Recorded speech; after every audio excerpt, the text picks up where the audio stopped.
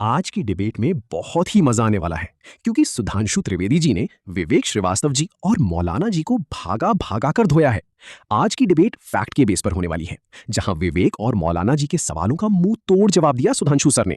आज की डिबेट को शुरू से लेकर अंत तक देखिएगा, बहुत ही मजा आने वाला है। तो चलो शुरू करते हैं। बाबा बागेश्वर धाम और उनको प्रधानमंत्री जी कह रहे हो मेरा छोटा भाई है। इस तरह का अनसाइंटिफिक बेहुदा बयान कोई व्यक्ति दे रहा है, अभी बता है भाई, अभी बता, और उनको कह रहा है कि ये मोक्ष को प्राप्त हो गए। ले जाऊं सवाल, लोगों ले जाऊं, महत्वपूर्ण ले जाऊं जी, ले जाओ, बहुत महत्वपूर्ण सवाल है।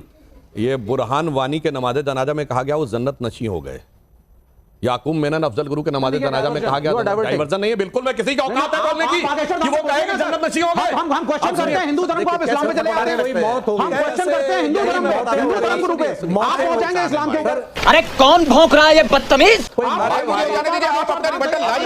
बात पूरी होने के बाद अब मैं बताना चाहता हूं, जो लोग कहते हैं बाबा ऐसे हैं, साधु सन्यासी ऐसे, ठीक है, आप कई बातों पर आपत्ति होती है, हम बिल्कुल उसका आपका स्वागत करते हैं जो आपको आपत्ति है। मगर मैं कहना चाहता हूं, मुल्ला उमर तो घोषित आतंकवादी था, मौलाना मसूद अजहर घोषित आतंकवादी था। हैसियत है किसी की बोलने की कि मुल्ला मौलवी के अंदर ऐसे आतंकवादी होते हैं, ऐसे बलात्कारी होते हैं? बात तो सही है।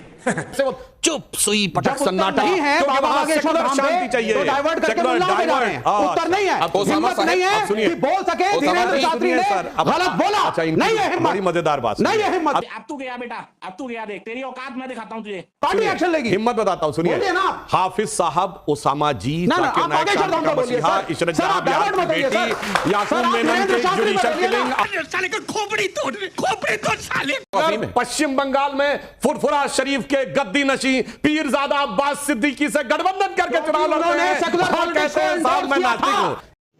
तो रुको जरा, सबर करो। आपकी आंखों से बिजलियां निकलती हैं। ये वाले मीम्स क्यों बनते हैं आपको लेके? ये आपको कैसा लगता है जब आप कभी देखते होंगे सोशल मीडिया में? ये तो आपके दिमाग में क्या आता है? जरा ये प्ले कीजिए प्लीज। जो चिन्ह है, एम्बलम, उस पे लिखा हुआ वाक्य है शन्नो वरुणा, यानी वरुण देवता हमारी रक्षा करें, जो वेदों से लिया गया है। और मैंने इसीलिए कहा थोड़ा सा विषयांतर पर विषय की परिधि में, इस दुनिया में एक और देश है जिसकी नौसेना के एम्बलम पर भी संस्कृत का आदर्श वाक्य लिखा है। वो है दुनिया का सबसे बड़ा मुस्लिम देश इंडोनेशिया, जिसकी नौसेना पर लिखा है जलशेव जयामय।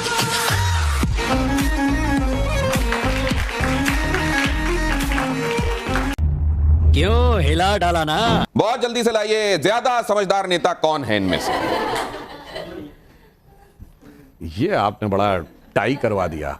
मैच टाई हो गया। दोनों में बहुत सारी समानताएं हैं। दोनों विदेश में पढ़े हुए हैं और दोनों ने ऐसे ऐसे अद्भुत अद्भुत ज्ञान दिए हैं। अब मतलब इसमें मैं कहना चाहूंगा कि उन्हें देखकर अब दोनों ही प्रॉब्लम चाइल्ड हैं। एक से पिताजी परेशान रहते थे, एक से माताजी परेशान रहती है। तो ये तुलना मुझे लगता है बड़ा मुश्किल काम है। तो ये तुलना मुझे लगता है बड़ा मुश्किल काम है।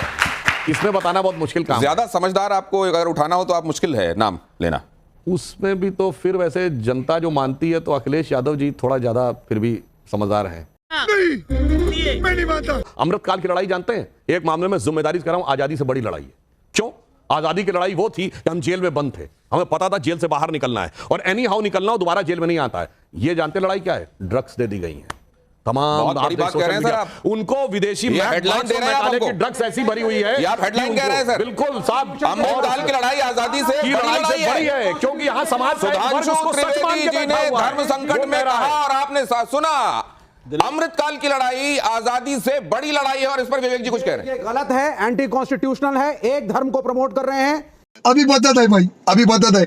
ये बताइए, कांग्रेस का एक राष्ट्रीय स्तर का नेता बताइए जो अंग्रेज फांसी चढ़ा हो, जो काला पानी हुआ हो, अंग्रेजों को गोली से मारा गया हो। प्रेम जी जल्दी बता दीजिए। कम्युनिस्टों के नेता के नाम सुनिए पूरी बात। जो आजादी की लड़ाई के एक कम्युनिस्ट तो खैर उस जमाने में अंग्रेजों के साथ भी थे, वो सब बात पूछना चाहता हूँ। कांग्रेस का अस्तित्व नहीं था, कांग्रेस का अस्तित्व नहीं था, वो तो आजादी पॉलिटिकल पार्टी बीच में आ रहे हैं। कांग्रेस की स्थापना किसने की?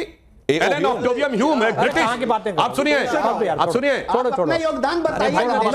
दूसरे से सवाल कर रहे हैं। आज जैसे 1857 में कांग्रेस क्या कर रही थी? तो सर हमारी संसद जब में लगती रही थी नहीं, तो फिर आज हम बने 1951 में हमारा योगदान। मजे की बात क्या है? और सुनिए, आप पहले 15 साल के कांग्रेस के कुछ अध्यक्षों के नाम देखिए।